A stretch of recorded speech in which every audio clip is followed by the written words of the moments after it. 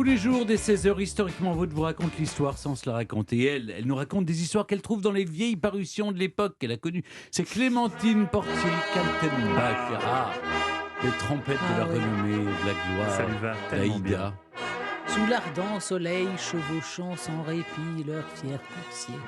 Eh oui, j'eusse bonjour, aimé Clémentine. être un légionnaire, moi. C'est c'est un numéro de gala daté de 1930 que vous avez retrouvé chez votre coiffeur. Et oui. que vous connaissez par Que je connais cœur. par cœur, avec en couverture la Miss France de l'année qui deviendra la madame la plus riche du monde, Yvette Labrousse. Bah oui, elle sortait vraiment du lot, Yvette, parce que d'abord, elle avait une taille hors Oh norme. non, elle était très Elle grande. mesurait 1,83 m. À l'époque, c'est quand même Beaucoup. assez rare. Hein.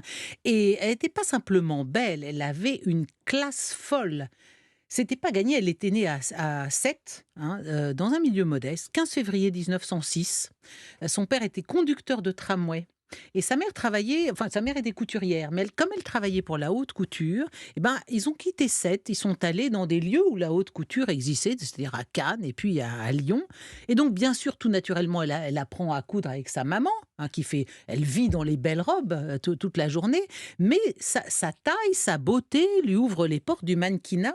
Et le mannequinat, c'est le vivier par excellence des concours de Miss. Alors oui, le titre de Miss France lui échappe en 29 parce qu'on la trouve trop grande, mais elle est élue Miss France en 1930.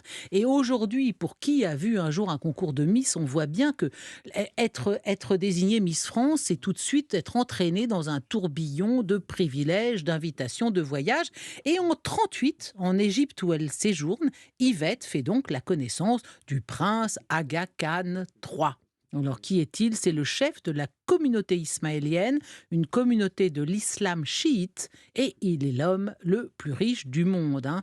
Et pour cause, Mathieu, je ne sais pas si vous avez déjà entendu parler de ça, Son mais poids. Il voilà, recevait son- tous les 10 ans, sa Mhm. communauté lui offre son poids en or, en diamant et en argent. Oui. Ouais. Alors Et pour c'était les... l'homme le plus Ouais. gros du monde aussi. Il était rondouillard. Ah ouais. Pour ses 50 ans de règne, il a reçu l'équivalent de son poids en or et le 10 mars 1946, pour le 60e anniversaire de son imana, devant 70 000 fidèles réunis dans un stade à Bombay, il a perçu quelques 640 000 diamants. C'est une belle tradition. Voilà, il ça. pesait 110 kilos. Hein. Mm. Donc, voyez, alors en le rencontrant, elle allait faire un riche mariage d'amour, Yvette, qui est arrivée de Sète. Alors, elle est mariée, le problème, c'est qu'elle est mariée à l'époque, l'Aga Khan, en troisième noces, à une comédienne française. Il aime bien les comédiennes, André Caron.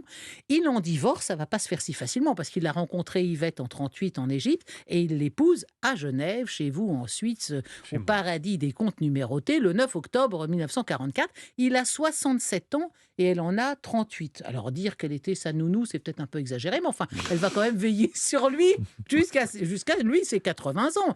Alors les pas tout jeunes mariés passent leur nuit de noces dans le célèbre palace Hall Cataract à Assouan. Et Yvette, au passage, a quand même dû se convertir à l'islam. On ne peut pas être l'épouse de l'Aga Khan et rester catholique. Bon, alors elle prend le nom de Habibeh Begum Aga Khan. Begum, la Begum, on l'appelle que comme ça équivaut au titre de reine et cela signifie épouse de. Alors ensuite, évidemment, ça ensuit, oui, vous parliez de la presse mondaine à l'époque, parce que leur vie, c'est les champs de course, les voyages en Inde, au Pakistan, en Afrique, où on rend visite aux communautés ismaéliennes de par les mondes. Et puis les mondanités, bien sûr, il se lie d'amitié avec Charlie Chaplin, le Shah d'Iran, Cocteau, François Mitterrand, qui aimait beaucoup l'hôtel Hall Cataract où il allait souvent. Puis des comédiens, Romy Schneider, Yves Montand. Bon. En 49, ça vous en avez forcément entendu parler, c'est la fameuse affaire des bijoux de la Begum. Oui. Ils quittent leur super demeure du Canet à bord de leur Cadillac et ils se font braquer par 3 hommes qui piquent le coffret à bijoux de la Begum, dans lequel se trouvait notamment quand même un diamant de 22 carats. Le montant du casse est estimé alors à 213 millions de francs, ce qui est déjà une somme absolument considérable à l'époque. Alors je suis allée chercher, bien sûr, l'information, j'ai fait le calcul, comme pour les deniers de Judas, ça fait dans les 684 millions d'euros, quand même un demi-milliard de francs, la boîte à bijoux de la Begum. Hein. Bon, ils vont tout récupérer, d'ailleurs, tout sera récupéré et les voleurs seront jugés en 53. Et Hergé s'est inspiré de cet épisode Les pour bijoux de les la bijoux de la Castafiore, bien Castafiore. C'est elle, mes bijoux. Bon. Alors, à la mort de l'Aga Khan, le 11 juillet 1957, il a presque 80 ans, la Begum, fidèle, lui fait élever un magnifique mausolée sur la colline à Assouan. Stéphane nous en a parlé tout à l'heure. Et chaque année, elle viendra y déposer une rose rouge. C'est quand même très beau. Elle se retrouve donc veuve à 51 ans. Et là, elle s'installe définitivement dans sa villa du Canet. Et elle va consacrer le reste de sa vie à des actions caritatives en Égypte.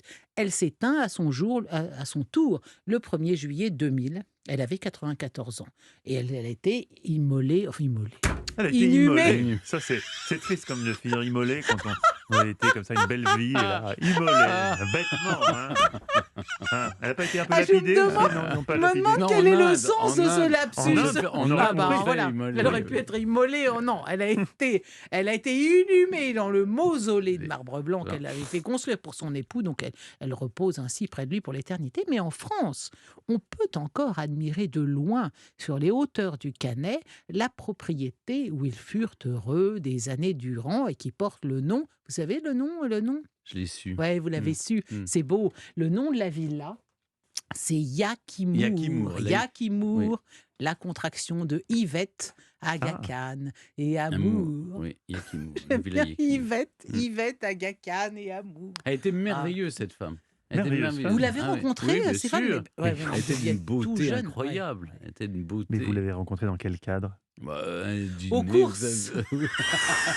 Non, mais voilà, j'ai été présenté à la Begum Aga Khan. C'était quand même. Bah, bien sûr, De enfin, Big c'est Up. la base. C'est la base, Vous n'avez jamais effectivement. été présenté à la Begum. Non, je n'ai jamais été Vous n'avez présenté, jamais rencontré Stéphane. la Begum. Non, ma vie n'est pas un roman, comme Non, vous, Stéphane. mais Mathieu, c'est une personnalité qui a beaucoup Ah oui, compté, elle a j'allais compté, dire, aux générations d'avant.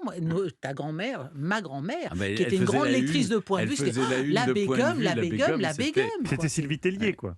C'était là une Kardashian, quoi. C'était Ah non, en plus chic. Bon, en Ah, plus oui, chic, oui, mais d'accord, en mais plus enfin, elle chic. avait le même Elle avait niveau de toujours un notoriété. voile sur les cheveux pour délicatement poser, vous voyez. Vous voyez, les deux modèles de Stéphane, c'est Sissi, Non, non. Heidi et la Begum. Non, Ça mais explique beaucoup de choses. Elle était d'une grande beauté, de grande élégance et morale aussi.